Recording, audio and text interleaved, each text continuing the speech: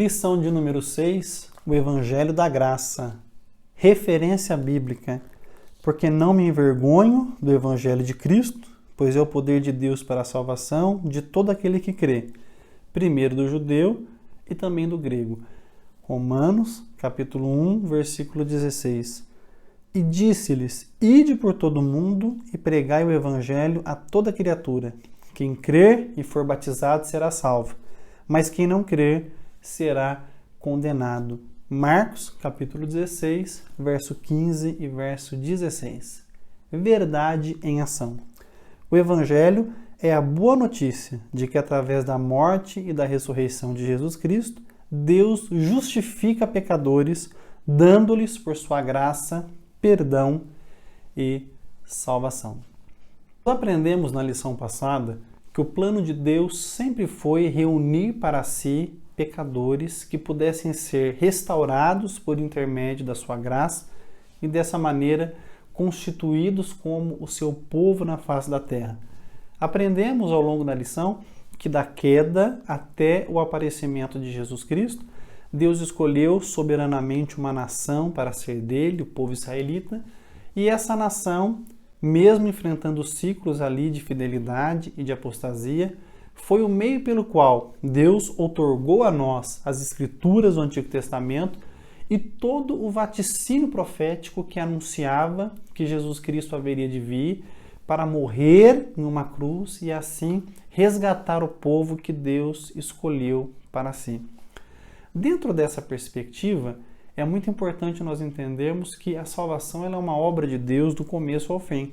Você observa ao longo da lição anterior que Deus conduziu seu plano milimetricamente. E quando Jesus Cristo surge no horizonte de Israel, ele ali é a consumação de todo o plano de Deus, personificado na pessoa do Filho, o Verbo que se fez carne e habitou entre nós, para que ele pudesse então consumar a sua obra de salvação e dessa maneira atrair para si todos aqueles que Deus destinou para a vida eterna.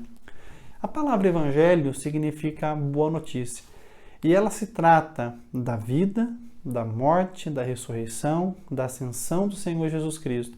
O evangelho, ele é um fato histórico, porque nós não pregamos fábulas.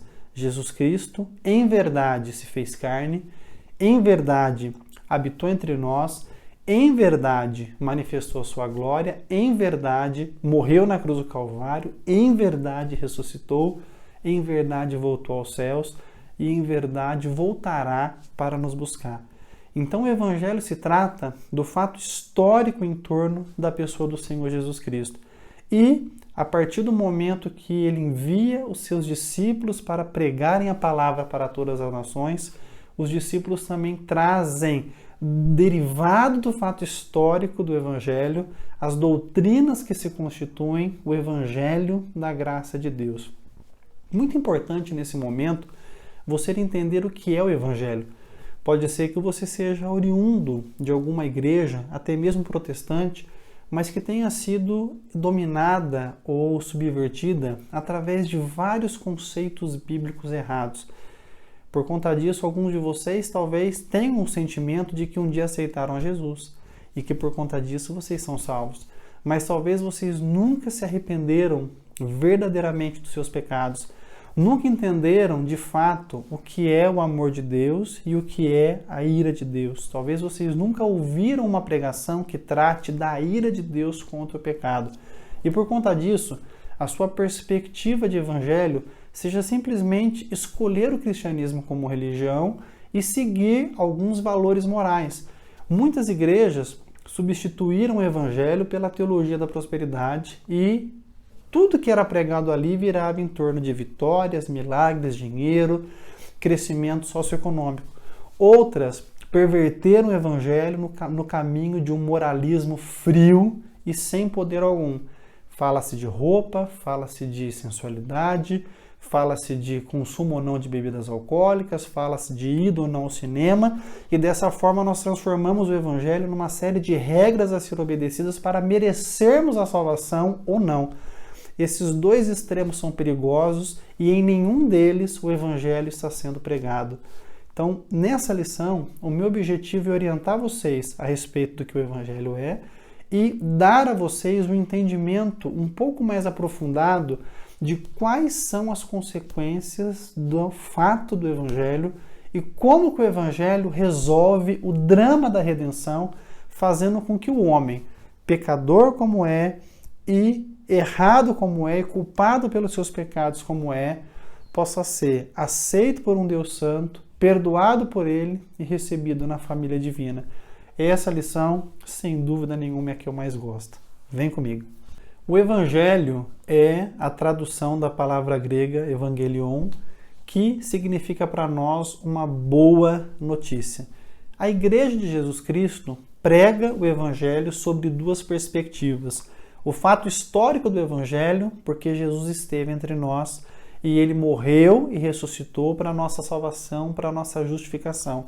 Mas ele também se refere ao compêndio de doutrinas apostólicas que observaram na morte de Jesus Cristo um efeito espiritual permanente para a consumação e concretização do plano de Deus sobre a face da terra. Por isso, pregar o Evangelho não é abrir a Bíblia aleatoriamente, escolher textos bíblicos ali e falar aquilo que você quer que a Bíblia fale através da sua boca. Não. Quando nós falamos que a igreja foi comissionada para pregar o Evangelho e anunciá-lo, nós estamos dizendo que a igreja deve anunciar a morte de Jesus Cristo a todas as nações, mostrando que através da morte de Jesus, a ira de Deus é aplacada, a justiça de Deus é cumprida e a morte de Cristo se torna o único meio revelado por Deus pelo qual o pecador pode alcançar a vida eterna. As suas boas obras não podem salvar você, a sua caridade não pode salvar você, as roupas que você veste não podem salvar você. Se você não se arrepender dos seus pecados e crer no Filho de Deus e na sua morte substitutiva para a salvação, você está eternamente perdido. Por isso, a igreja não deve de forma alguma amenizar a responsabilidade espiritual que cada ser humano tem de posicionar-se diante do anúncio do Evangelho da graça de Deus.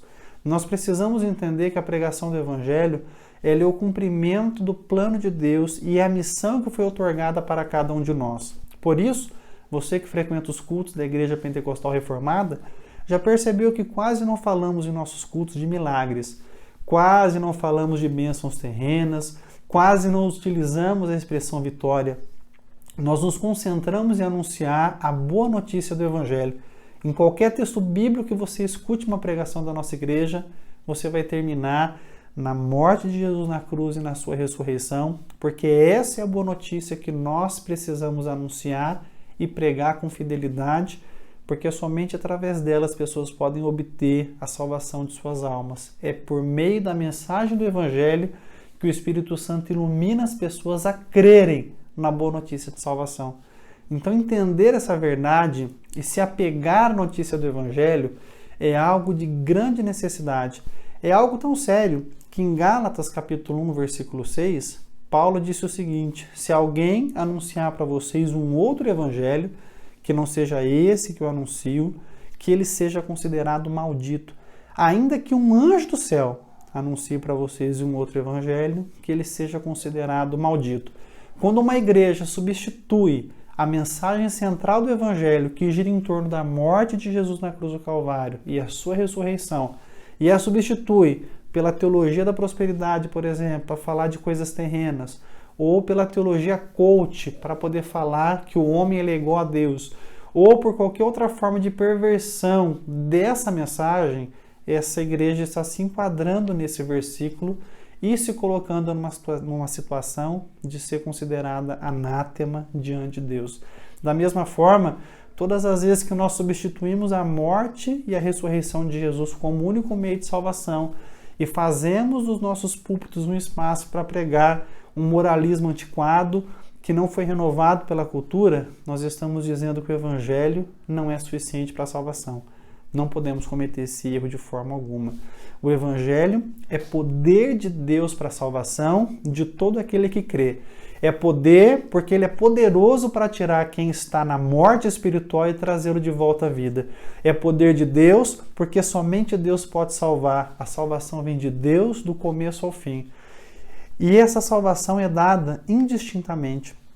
Judeus, gentios, ricos e pobres, negros e brancos, não importa a sua condição, qualquer pessoa pode ser salva por intermédio do Evangelho do Senhor Jesus Cristo. Ao escolher o seu povo para si, Deus indistintamente escolheu pessoas de toda raça, toda tribo, toda nação, fazendo da igreja uma nação sem fronteiras, onde pessoas dos mais diversos tipos podem ser agregados no corpo místico de Cristo e dessa forma participarem da promessa bíblica de salvação.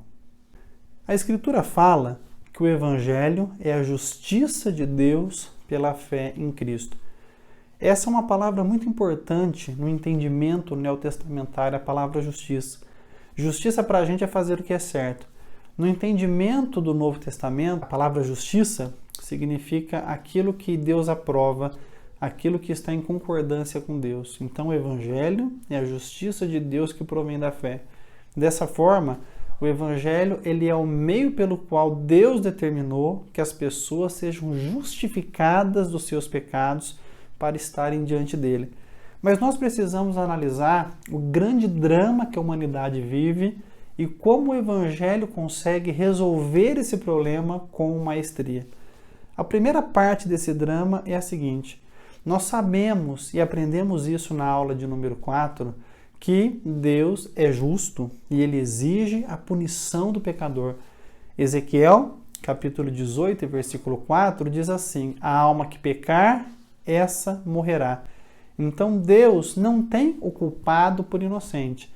Deus exige a reparação do pecado. Então todos aqueles que pecaram recebem como salário do seu pecado a sua sentença de morte. Então a primeira etapa do drama do Evangelho é nós entendermos que o pecador deve pagar pelo seu pecado. Essa é a primeira etapa. E a forma como Deus faz para que esse pecado seja pago é através da morte do pecador. O segundo aspecto do drama do Evangelho é como que o homem, no seu estado de pecado, no seu estado de alienação espiritual, pode ser recebido na presença de um Deus santo, um Deus que não tolera o pecado, um Deus que não tolera o mal. Então, a situação do homem ela é tão terrível, porque por um lado ele é culpado pelo seu pecado e Deus exige por sua justiça que o pecado seja reparado. E por outro lado, o pecado tornou o homem mau por natureza e o Deus Santo não pode tolerar o mal na sua presença. Dessa forma, nós afirmamos que o homem se colocou numa situação terrível e irremediável. Por conta própria, o homem não pode se salvar. Se Deus esperar o homem buscá-lo, ninguém vai ser salvo. Por isso o Evangelho é a boa notícia de que Deus vai em direção ao homem. Deus vai buscar aqueles que são dele. Deus vai em direção daqueles que lhe pertencem. No Evangelho, nós descobrimos a justiça de Deus. Deus oferece a nós, na pessoa do Filho, uma forma de resolver o drama do Evangelho e dessa maneira receber pecadores perdoados na sua presença. Nós sabemos que Deus é justo, por isso ele exige que o pecado seja pago com a morte, com o derramamento de sangue. Você se recorda quando Adão pecou, que Deus sacrificou um animal inocente para cobrir a vergonha de Adão. Dessa maneira, Deus estava ensinando o primeiro homem: todas as vezes que o pecado acontece, uma vítima inocente deve morrer para repará-lo. Nós vemos um sistema mosaico de sacrifícios quando Moisés institui a lei para o povo, que ali nós temos sacrifícios específicos para cada situação. E todos os sacrifícios que envolvem o pecado, seja ele consciente ou não, envolvem o derramamento de sangue de uma vítima inocente. Nesse momento aqui, nós temos o mesmo cenário. Eu e você pecamos. Eu e você somos passíveis de morte. Eu e você não merecemos nada de Deus. De Deus, merecemos apenas a justa condenação pelos nossos pecados. Mas a nossa morte não vai resolver o problema, porque se morrermos por conta do juízo de Deus, morreremos dos nossos pecados e seremos condenados eternamente. Dessa forma, a solução, a provisão de Deus deve ser nos oferecer um sacrifício substitutivo. No sistema mosaico, os animais eram oferecidos como um sacrifício substitutivo pelo israelita e dessa forma o pecado dele era coberto. A nova aliança é uma aliança superior que não cobre pecado, ela tira o pecado. Por isso, quando João Batista viu o Senhor Jesus Cristo, ele apontou o dedo a Cristo e disse assim: eis aí o Cordeiro de Deus que tira o pecado do mundo. Dessa forma, todos aqueles que voltam os seus olhos para Cristo, uma vez que foram iluminados pelo Espírito Santo para isso, e arrependidos de sua vida de pecado, creem nele como Salvador, creem no seu sacrifício como a única forma pela qual Deus pode perdoá-los de sua condição, essas pessoas então recebem a Jesus Cristo como a sua propiciação, como o seu sacrifício substitutivo. Dessa forma, quando Cristo morre na cruz, ele está morrendo por mim e por você que creu nele para a salvação. E ali, a sua morte é a nossa morte. Na cruz, nós estamos associados com Cristo. Os nossos pecados são colocados sobre ele. E quando Deus derrama toda a sua ira sobre o Filho de Deus, ira essa que era destinada para nós, ira essa que Jesus não merecia, mas eu e você merecemos, Deus satisfez a sua justiça e alguém de fato morreu pelo pecado e dessa forma Deus se mostrou justo. O pecado foi punido, mas o pecado foi punido em Cristo, não em nós. Dessa maneira, quando nós cremos em Cristo, os nossos pecados que já foram colocados sobre ele são punidos pela ira de Deus e a vida perfeita de Cristo, a vida de obediência à lei de Cristo, é imputada em nós e creditada a nós como justiça. Em Gênesis capítulo 15, está escrito que Abraão creu em Deus e isso lhe foi imputado como justiça. Da mesma forma, quando nós cremos em Cristo, essa fé santa, essa fé pura, essa fé que reconhece o pecado, essa fé que reconhece a necessidade do arrependimento, essa fé que é a fé da obediência, é a pistis no grego, que é tanto fé como fidelidade, essa fé pura que nós temos em Jesus é creditada a nós como justiça. Quando nós cremos em Cristo para a salvação, essa fé com toda essa propriedade, os nossos pecados são punidos na morte de Cristo e a vida dele perfeita é creditada a nós. Dessa forma, Deus pode nos declarar justos em sua presença. Deus é justo. Deus não pode punir o pecado duas vezes. Se os nossos pecados foram punidos em Cristo, não serão punidos mais em nós. Então Deus pode olhar para nós e nos declarar como justos na sua presença. Romanos, capítulo 5, o verso 1. Sendo, pois, justificados pela fé, temos paz com Deus por nosso Senhor e Salvador Jesus Cristo. Quem foi justificado agora tem paz de relacionamento com Deus e vive em paz diante daquele a quem haveríamos de prestar contas. Mas agora, por causa de Jesus Cristo, nós não temos mais nenhuma condenação contra as nossas vidas. Nenhuma condenação há para aqueles que estão em Cristo Jesus. Eu reforço, nenhuma. Não há condenação para o crente. O crente foi perdoado dos seus pecados e justificado de sua culpa para poder viver uma nova vida na presença de Deus. Da mesma forma, o drama do Evangelho prossegue, porque através da morte substitutiva de Jesus, nós temos agora a justiça de Deus satisfeita. Então, o pecado foi punido, não na igreja, mas em Cristo. Mas como fica agora a nossa continuidade da nossa necessidade? Nós precisamos agora sermos aceitos na família de Deus, acolhidos por um Deus que não tolera o mal, não tolera nada de ruim. Desse modo, quando Deus acredita em nós a justiça de Cristo, quando Ele acredita em nós a vida perfeita que Jesus viveu, a Bíblia fala que aqueles que foram batizados em Cristo, de Cristo se revestiram. Então, todo aquele que crê foi revestido de Cristo. Dessa forma, quando Deus olha para nós, Ele já não vê mais a velha carne pecaminosa que nós tínhamos, mas Ele vê Cristo em nós. E dessa forma, justificados dos nossos pecados e revestidos com a vida perfeita de Cristo, nós já não somos mais pecadores como quaisquer outros, mas nós somos pecadores perdoados e revestidos da vida de Cristo, e dessa forma nós podemos, justificados os nossos pecados, sermos aceitos pelo Deus Santo. Por conta disso, a morte de Jesus Cristo, ela satisfaz a justiça de Deus, porque o pecado é punido no Filho, para que não seja punido em mim e para que não seja punido em você.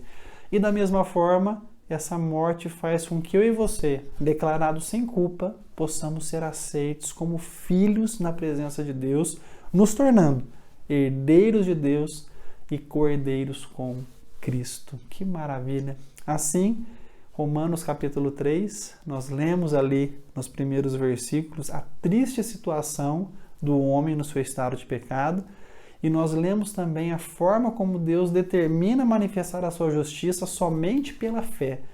E ele então termina a sua explanação dizendo assim: Deus é justo e justificador daqueles que têm fé em Jesus. Justo porque ele resolve o problema do pecado. E justificador, porque somente alguém justo pode atribuir justiça. E o Deus justo, o justo juiz, diz para todos os seus fiéis que eles são justificados dos seus pecados para viverem uma vida na presença de Deus. E como eu posso fazer para receber essa dádiva? De que maneira eu posso participar disso? Eu preciso crer no Senhor Jesus Cristo. A doutrina bíblica da eleição não tira de modo algum a nossa necessidade de crermos em Cristo como nosso Salvador. Se ao ouvir essas palavras o seu coração ferveu e você sentiu uma sede, um desespero por salvação, um desespero por participar dessa promessa, a voz de Cristo está chamando você. Creia nele como Salvador. Peça perdão pelos seus pecados. Chore diante dele pelas faltas que você cometeu ou que tem cometido. Busque a sua misericórdia. Todo aquele que invocar o nome do Senhor será salvo. Todo aquele que invocar o nome de Cristo participará da salvação. Mas se o seu coração, diante desse anúncio, diante dessa palavra, se endureceu e você não consegue aceitar a justiça de Deus e você quer fazer a salvação ao seu próprio modo, que Deus tenha misericórdia da sua vida, que o Espírito Santo ilumine os seus sentidos para que você enxergue a gloriosa obra de Deus e o único caminho de salvação que nos foi dado na pessoa bendita de Jesus. Porque quanto custa uma alma?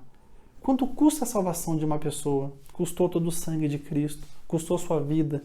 Deus fez com que o seu plano fosse diluído ao longo de toda a história, para que na plenitude do tempo ele enviasse Jesus Cristo para morrer na cruz do Calvário por nós, levando sobre si o nosso pecado e justificando a noiva do Cordeiro, justificando aqueles que Deus destinou para essa finalidade. Por isso, como só Deus conhece a sua igreja e como somente o noivo conhece a sua noiva, nós, como igreja, anunciamos o Evangelho a toda criatura. Proclamamos que existe perdão acessível a toda criatura para que Deus, então, ilumine aqueles que são dele e eles possam crer no Evangelho da graça para a salvação. Concluo com as palavras de Charles Spurgeon. Todo aquele que for salvo, será salvo porque Deus quis salvá-lo. Todo aquele que for condenado, contudo, será condenado pelos seus próprios pecados. Não vá a passos largos para o matadouro. Não vá a passos largos para a condenação. Ouça a voz de Cristo. Creia nele para a salvação. Creia nele como seu Salvador. Ouça a doce voz de Jesus te chamando. O pecado entrou no mundo por um homem, mas a justiça que provém da fé também entrou por um único homem para salvar muitos. Que desses muitos você participe dessa promessa. Jesus falou que ele não veio para ser servido, mas para servir e dar a vida em resgate de muitos. Existe uma multidão de salvos que já foram destinados por Deus para esse fim. E Deus quer que você participe disso. Que Ele te abençoe em nome de Jesus.